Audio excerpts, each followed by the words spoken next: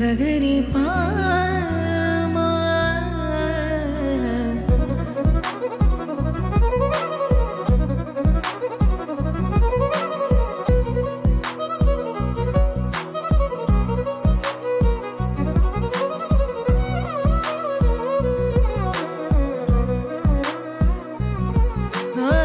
జై శ్రీరామ్. ప్రస్తుతం నేను అయోధ్యలో ఉన్నటువంటి అమావా రామ్ మందిర్ దగ్గర ఉన్నానండి. Gautam neuro care, brain stroke, migraine, fits, brain and spine surgeries కి బెస్ట్ న్యూరో సర్జన్. ఎంతో ప్రసిద్ధి చెందినటువంటి ప్లేస్ ఇది. ఎందుకంటే మనకి రామ్ మందిర్ పక్కనే ఇప్పుడు నూతనంగా నిర్మితమైనటువంటి రామ మందిరం పక్కనే ఉంటుంది. అయితే ఇక్కడ నిత్యాన్నదానం జరుగుతుంది. 3 సంవత్సరాలుగా అంటే 2020 నుంచి చూసుకుంటే 3 సంవత్సరాలుగా ఇక్కడ నిత్యం అన్నదానం చేస్తూ ఉన్నారు. ప్రతిరోజు 5,000 మంది దాకా ఇక్కడ భోంచేసి వెళ్తూ ఉంటారు స్వామివారి ప్రసాదాన్ని. ఇది రామ్జీ కా రసోయి అని అంటూ ఉంటారు. అన్నదాన క్షేత్రం అని చెప్పి మనకి రామ్ మందిర్ పక్కనే బోర్డు లాగా కనిపిస్తుంది. సైట్ ఇక్కడ చూడొచ్చు, ఇగో మనకి రామ్ మందిర్ కనిపిస్తోంది. ఇదంతా కూడా అమావా రామ్ మందిర్ ఏదైతే ఉందో దీనిపైన మనకి బాలరాముడి విగ్రహం ఉంటుంది. ఎంత చూడ చక్కగా ఉంటాడో స్వామి. బాలరాముడు ఇక్కడ ఆల్రెడీ ఉన్నారు. వారి మూర్తి చాలా అందంగా మనకు కనిపిస్తుంది. స్వామివారి రూపం కానీ కాసేపు అక్కడ కూర్చుంటే చాలా ప్రశాంతంగా అనిపిస్తుంది. నాకు ఇక్కడికి రాగానే చెప్పారు అమావా రామ మందిరం ఉంటుంది, ఖచ్చితంగా వెళ్ళండి అని. అందుకే అందులో భాగంగా నేను వచ్చి ఇక్కడ షూట్ చేస్తున్నాను. చూడండి, చాలా చాలా మంచి ప్లేస్ ఇది. కరెక్ట్గా నేను మధ్యాహ్నం సమయానికి వచ్చాను.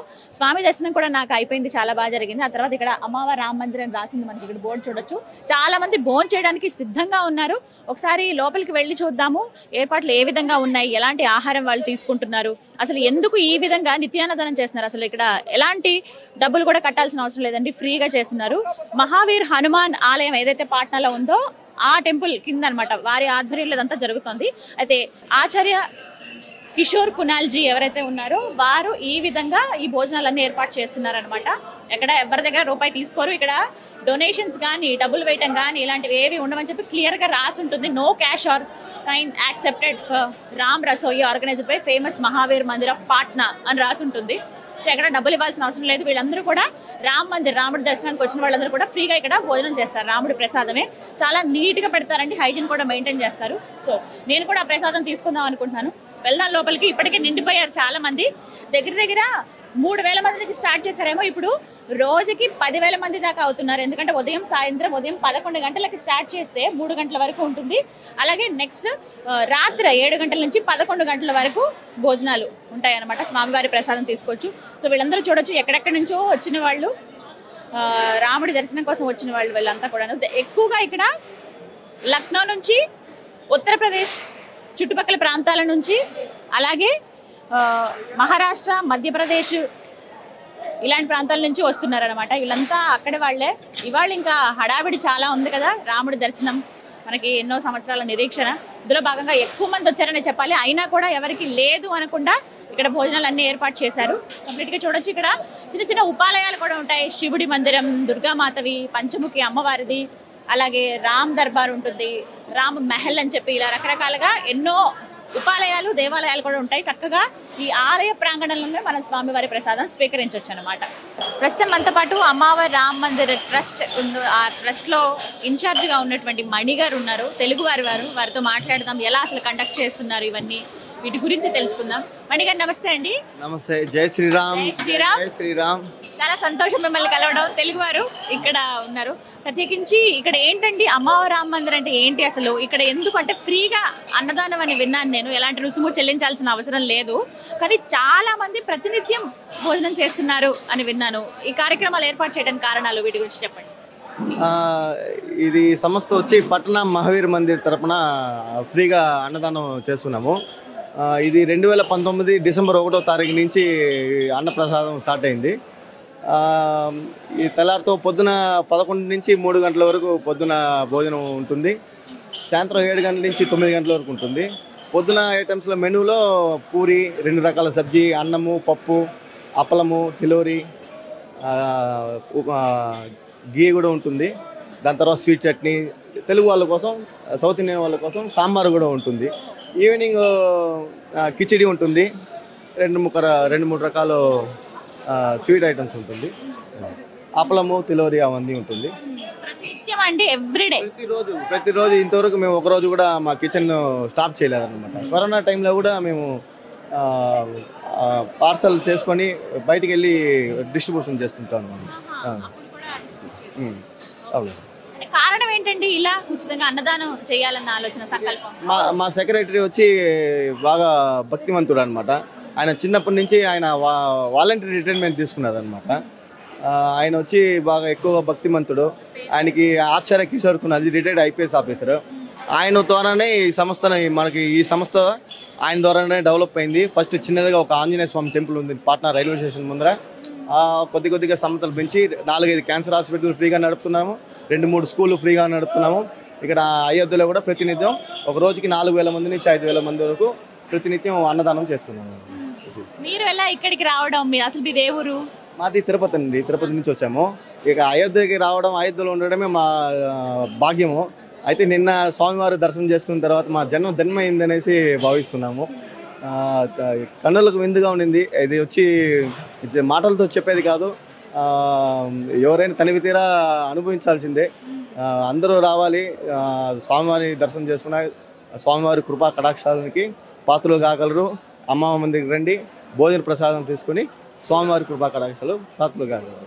ఇక్కడ చాలా మందిరాలు, ఉపాలయాలు కూడా చూస్తున్నాను ఈ చుట్టూ. ఇక్కడ లోపల ఇవన్నీ ఇక్కడ స్వామివారు ఇది అమ్మవారి రామ మందిర్ అనేసి బీహార్ పట్నాలో అమ్మవారి స్టేట్ అనేది ఉండింది అనమాట. ఈ 1920లో ఈ గుడి నిర్మాణం జరిగింది. అప్పటి నుంచి రాజావారు వాళ్ళ కుటుంబీకులు ఈ టెంపుల్ని నిర్వహిస్తున్నారు. దాని తర్వాత మేము 2000 సంవత్సరంలో మా ట్రస్టీ తీసుకున్నాము. మా ట్రస్టీ తరపు నుంచి ఈ గుడి అంతా డెవలప్ చేసాం. అంతకుముందు ఫస్ట్ పైన చూస్తున్నారు కదా, గోపురం మాత్రం ఉండింది.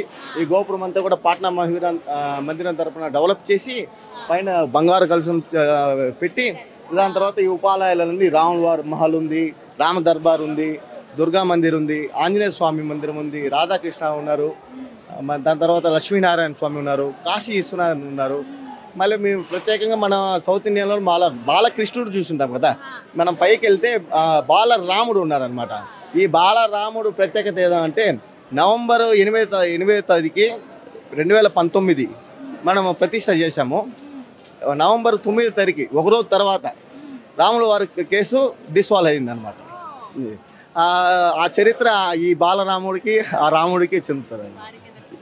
బాలరాముడు ఆలయం కూడా ఉంటుంది. నాకు ప్రత్యేకించి చెప్పారు అమ్మవారి రామ మందిర్ దగ్గర బాలరాముడు ఆలయం చాలా చాలా బాగుంటుంది చూడండి అని చెప్పి. దూరం నుంచి కనిపిస్తున్నారు స్వామి, చాలా సుందరంగా ఉన్నారు, ముద్దుగా. మనకి వ్యూ వచ్చి మనకి 3 కిలోమీటర్స్ నుంచి చూసినా కూడా మన బాణము, ధనస్సు, తర్వాత బాలరాముడు కనబడతారు అన్నమాట. ఎంతమంది అండి రోజు ఎంతమంది భోజనం చేస్తారు? 4,000 మంది నుంచి 5,000 మంది వరకు ప్రతినిత్యం భోజనం చేస్తారు. రాత్రి సమయంలో 1000 నుంచి 800 నుంచి 1000 మంది భోజనం చేస్తారు రోజు. ఎక్కడెక్కడి నుంచి వస్తారు? దేశం నలుమూల నుంచి వస్తున్నారు. ఇప్పుడు ప్రపంచం నలుమూల నుంచి కూడా వస్తున్నారు. ఒక 6 మంత్స్గా రామ మందిరం ఇంకా 1 yearలో పూర్తిగా కంప్లీట్ అయిపోతుంది. అప్పుడు ప్రపంచంలో నలుమూల నుంచి కూడా రాములవారి భక్తులను చూడవచ్చు. ఏమనిపిస్తుంది ఇలాంటి ప్రాంతంలో మీరు పనిచేయడం కానీ, ఇలా ఒక ఇన్ఛార్జిగా ఉండడం? ఎంతమందికి అంటే అన్నదానం చాలా మిన్న అంటారు. అంటే ఆకలితో ఉన్న వాళ్ళు కడుపు నింపడం అనేది చాలా గొప్ప విషయం. ఏమన్నా సరే చాలు అని అనవేమో కానీ కడుపు నిండగానే చాలు అనే మాట అంటాము. ఇది అంతా నాహం కర్త హరిం కర్త అని చెప్తారు కదా, మరి నేను కాదు కర్త, ఆ స్వామివారే చేపిస్తున్నారు. ఎవరెవరు దేనికి అరువులో అందరినీ పాత్రలో స్వామివారి అందరినీ సమకూరుస్తూ ఉంటారు. ఎవరి అవసరం ఎక్కడ ఆ అవసరాన్ని తీర్చగలరు అక్కడ స్వామివారు పెడతారని మా గట్టి విశ్వాసం. ఈ కార్యక్రమం జరుగుతుంది, ఇంకా ముందు కూడా జరగాలనేసి మీ భక్తులందరినీ కూడా కోరుకుంటున్నాను. జై శ్రీరామ్ అండి. సో విన్నారు కదా, ఒకటే చెప్తూ ఉన్నారు, 2019 నుంచి అలా స్టార్ట్ చేసుకుంటే కనుక ఎక్కడ అప్రతిహాతంగా బ్రేక్ అనేది లేకుండా కంటిన్యూగా అన్నదానం జరుగుతూనే ఉంది. నిజంగా గొప్ప మనసు కిషోర్ కునాల్ గారికి ఇచ్చారు ఆ రామ్ భగవాన్. ప్రత్యేకించి వాళ్ళతో పాటుగా ఇంకా మిగతా వాళ్ళందరూ కూడా సైన్యం కావచ్చు, ఇప్పుడు మణి గారు కానీ ఇన్ఛార్జ్, ఇలా రకరకాలుగా ఎంతో మంది ఇక్కడ పనిచేస్తారు. ప్రతినిత్యం భోజనం అనేది ఉంటుంది, చక్కగా భోజనం పెడతారు. మాకు కూడా ఒకటే మాట అన్నారు, ఫస్ట్ లోపలికి రాగానే ముందు భోజనం చేయండి అన్నారు. ఫస్ట్ మీకు చూపించాలన్న తపనతోటి ఈ విధంగా వారితో మాట్లాడడం కానీ ఇలా చేస్తున్నాము. ఇప్పటికే ఒక బ్యాచ్ అయిపోయింది, నెక్స్ట్ బ్యాచ్ కూర్చుంటున్నారు. సో నేను కూడా ఆ ప్రసాదం స్వీకరిద్దాం అనుకుంటున్నాం. మా టీం అంతా కూడా మేము తింటాము ప్రస్తుతం. సో మీరు కూడా అయోధ్య వస్తే ఖచ్చితంగా అమ్మవారి రామ మందిరికి రండి, బాలరాముడిని దర్శించుకోండి, ఇక్కడ భోజనం కూడా చేసి వెళ్ళండి. ఇది రాముల వారి ప్రసాదం, ఇది రాముల వారి వంటగది రసోయి. జై శ్రీరామ్.